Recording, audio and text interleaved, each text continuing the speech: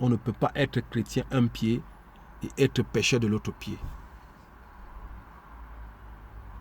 Voilà, ce n'est pas la totalité de tout ce qu'on doit savoir sur le baptême, mais j'ai pu donner la petite part que Dieu m'a donnée.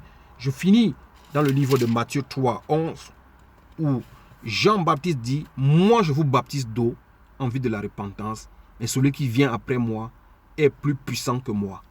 Je ne suis pas digne de porter ces sandales.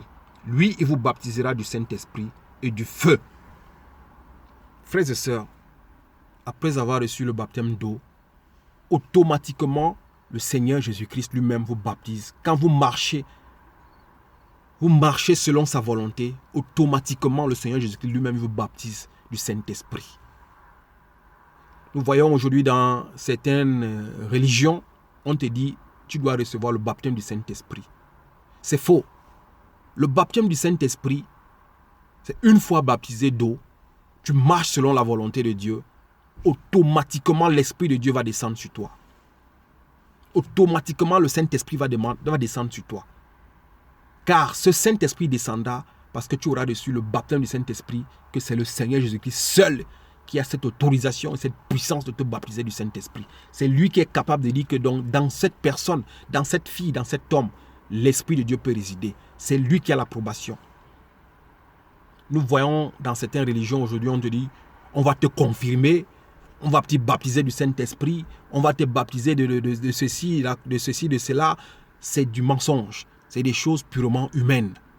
Ce n'est pas biblique. Ça ne vient pas de Dieu.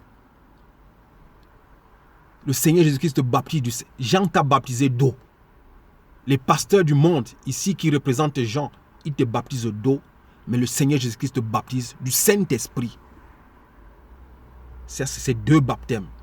Le troisième baptême du feu, c'est le Seigneur Jésus-Christ lui-même qui met le feu en toi. Et ce feu, tu ne pourras le sentir en toi que quand tu as déjà l'Esprit de Dieu en toi. Une fois que l'Esprit de Dieu descend en toi, le baptême du feu également descend.